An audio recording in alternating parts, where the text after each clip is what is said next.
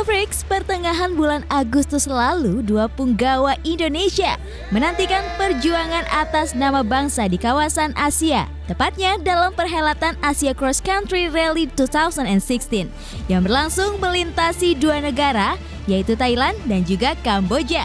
Mereka lah Rudy Poa bersama teammate-nya asal Bali, Kadek Ramayadi. Kisah ini bukanlah yang pertama, melainkan edisi kedua kiprah Indonesia di ajang yang sudah berumur 21 tahun ini.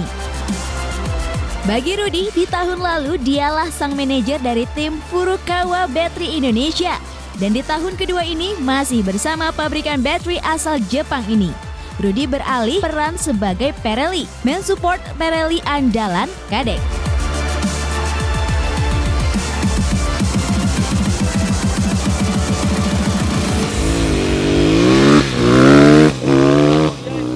Saya Rudy Poa dari Jakarta.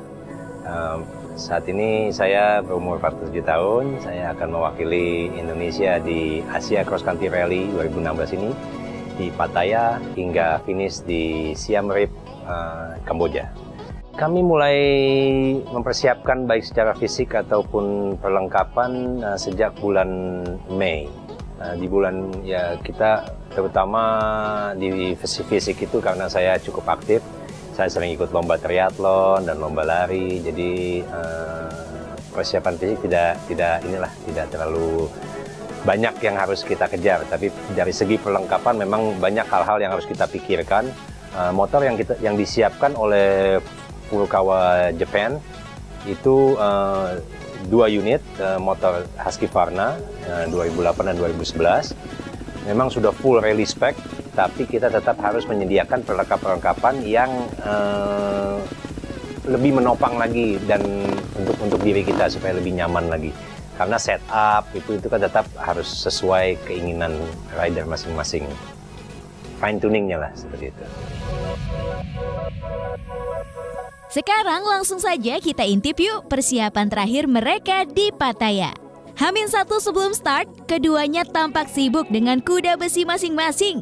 Mulai dari cek ban hingga belajar memasang roadmap di Tulip yang merupakan komponen penting dalam mengarungi rally ini. Selesainya scrutineering pun dilakukan oleh semua peserta. Ya, hari ini merupakan hari terakhir sebelum balap dimulai. Kami melakukan scrutineering, telah kami lakukan dan semuanya berjalan dengan lancar. Kelanjutan hari ini kita akan kembali mengecek kelayakan motor, mungkin lebih mengarah ke riding test. Hasilnya jika ada kekurangan mungkin akan setup suspensi sedikit, ngecek ban lagi, dan juga ya yang basic lah seperti baut-baut dipastikan tidak ada yang kendor. Kemarin motor sudah dibereskan kekurangan-kekurangannya, jadi hari ini kita punya waktu untuk setup motor, kemudian tes. Jadi kalau ada kekurangan kita bisa perbaikin karena ini adalah hari terakhir untuk persiapan. Selesai scrutineering, technical briefing pun langsung dilaksanakan di Caesar Palace Hotel Pattaya. Malam harinya seremonial opening di Pattaya City Hall pun menjadi gong awal tanda petualangan para pereli dimulai. Satu persatu para peserta dilepas secara simbolis, tentu termasuk para jawara dari Furukawa Battery Japan, Yoshio Ikemachi, Keisuke Maeda, serta Tadao Ezure.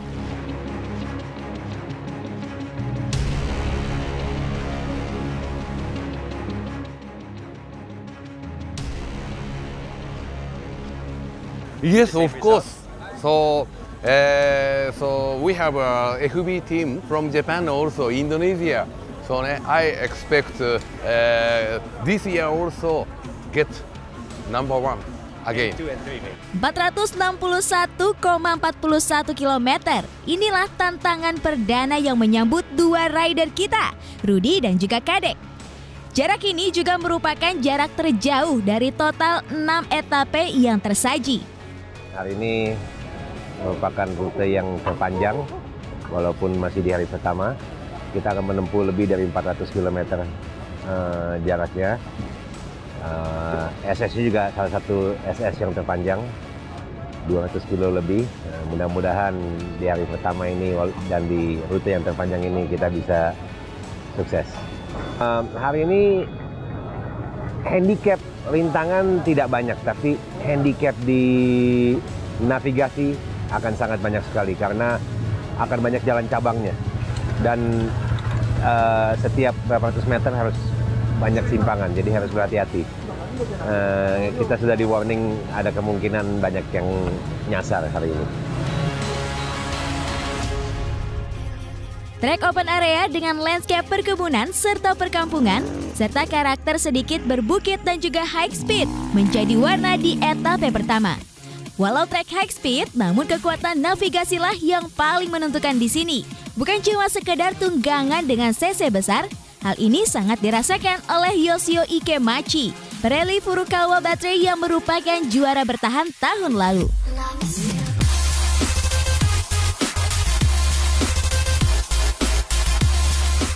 Yeah, day one is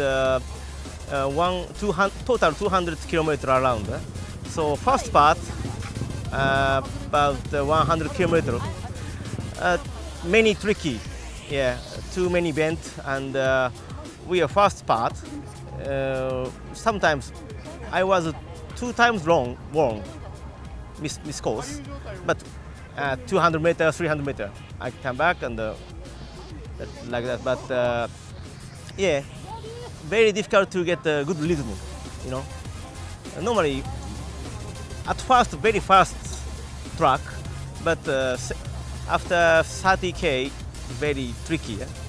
Then second part, more navigation is difficult, and I lost 4 times. I opened the course. That means I am fast rider, but I was 4 times lost. I met another rider, catch him. Then after we together go to the finish. I think today my result is the second position. It's okay.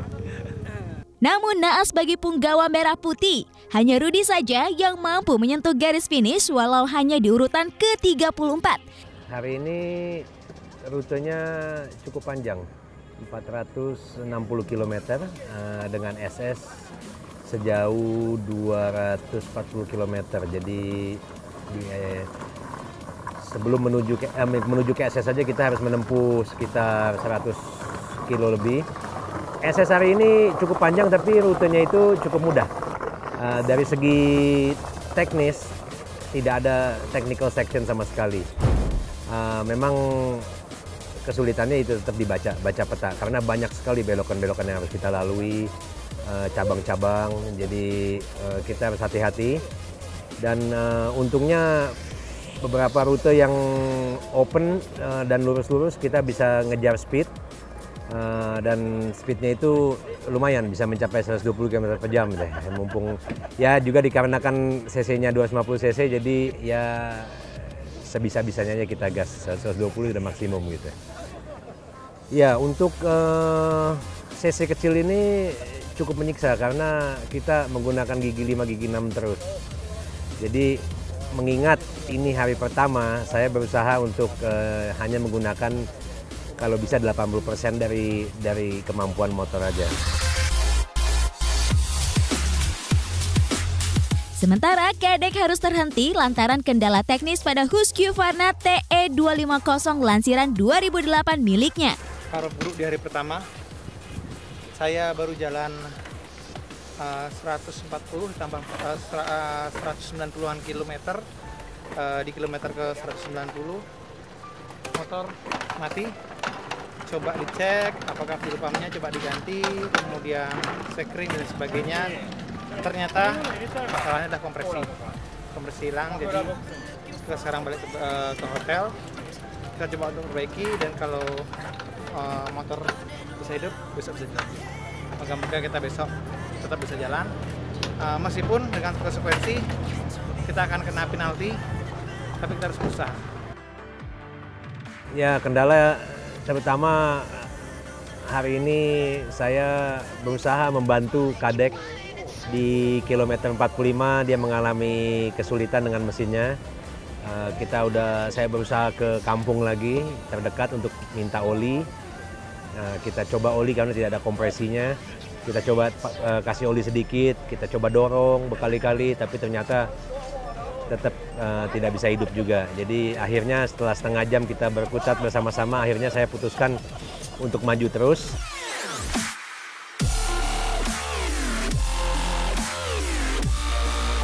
Kerja keras Kadek bersama mekanik dari Furukawa Battery Japan rupanya berubah hasil dan juga membuat Kadek mampu meneruskan kisahnya di leg kedua. Start dari Klongkwang ke Hatanburi, 46 pereli motor dihadapi special stage sepanjang 83,67 km yang masih didominasi tanah perkebunan, perkampungan, hutan, dan juga menerambas bendungan menjelang finish di Borai. Rudy Poa rupanya mampu survive dan bahkan memperbaiki posisinya dengan finish di urutan 29. Malang tak dapat ditolak. Kadek kembali berkutat dengan masalah teknis yang menyerubungi kendaraannya. Perjalanan race di hari pertama hasilnya kurang memuaskan karena ada masalah pada mesin, ada technical problem. Di kilometer ke 190 motor saya mengalami kerusakan. Kompresi hilang karena water pump, pompa air pada mesin tidak bekerja, sehingga saya harus melakukan perbaikan, langsung menuju ke checkpoint, coba diatasi, ternyata tidak bisa, akhirnya lembur sampai jam 2 pagi, kemudian istirahat 2 jam, start lagi di hari kedua. Untuk perjalanan hari kedua kali ini juga masih ada masalah dengan sepeda motor saya, sepertinya kurang beruntung pada hari ini, namun kita sudah menemukan solusinya. Masalah yang utama, barusan ini jam 6 sore motor sudah bisa teratasi segala masalah, dan kemudian besok kita siap untuk bermain habis-habisan. Semoga besok hasilnya bisa memuaskan. Karena di hari pertama dan kedua tidak sesuai dengan yang kita harapkan, maka besok mau nggak mau nothing tulus, kita harus buka gas. Tetap sesuai target, kita harus bisa finish sampai di hari terakhir dan anggap tahun ini sebagai sebuah pembelajaran. Semoga-moga kita tetap diberi perlindungan, aman sampai finish. Hari ini berbeda. 2 SS hanya dalam satu kawasan, yang artinya lintasan SS3 hanya dibalik menjadi lintasan untuk SS4. High speed ala Kamboja sungguh memanjakan para rider yang menunggangi motor dengan cc di atas 350. Namun jangan salah Autofreaks, pria Bali yang terkendala di 2 leg awal rupanya mampu membuat para kontestan lain melek terhadap dirinya. Ya, lantaran motor yang baru saja dibongkar kemarin sudah bisa melesat dan juga mencatatkan finish di 2 SS tersebut dengan total waktu 1 jam 52 menit 58 detik dan menempatkannya di posisi ke-10. Hari ini hari ketiga, tanggal 16 Agustus 2016. Setelah kemarin kita lemburin motor, perkembangan teknis di motor sekarang nggak ada kendala. Race-nya cukup bagus meskipun kita dari tim Indonesia pakai mesin yang termasuk kecil, hanya pakai 250 cc dengan track yang bisa full throttle, juga nggak sampai habis. Teman-teman dari tim lain, terutama seperti tim Jepang, Ikemachi, dia pakai WR 450, top speed bisa sampai di 160 km per jam, sedangkan kita pakai 250 hanya 115 km per jam, tapi kita masih bisa cukup bagus hasilnya, bisa merangsek ke depan, dan moga-moga kedepannya motor nggak ada trouble, kita bisa masuk sesuai dengan yang diinginkan. Sedikit gambaran tadi di SS ketiga dengan jalur sepanjang 77 km. Pada kilometer ke-30 motor saya mengalami robek ban belakang karena ada sekitar 10 jembatan yang antara jalur dan jembatan itu tingginya ada yang 15 cm, ada yang sampai 20 cm. Jadi ban belakang sampai sobek setelah melewati sebuah jembatan. Dan dari kilometer ke-30 sampai ke kilometer ke-77 saya tidak pakai angin di roda belakang. Kemudian untuk SS4 dari start roda belakang tidak ada anginnya, kita hajar terus. Ternyata sampai di kilometer ke-60 dari kilometer 77 km yang dilalui, gantian ban depan yang sobek Sehingga di kilometer 60 sampai finish kilometer 70 tidak ada angin depan belakang, tapi alhamdulillah kita masih bisa masuk 10 besar dengan perbedaan waktu yang hanya 3 menit, 2-3 menit dari yang di depan. Lantas, apakah ini titik balik rider Indonesia untuk dapat berbicara lebih banyak lagi? Jawabannya hadir di minggu depan.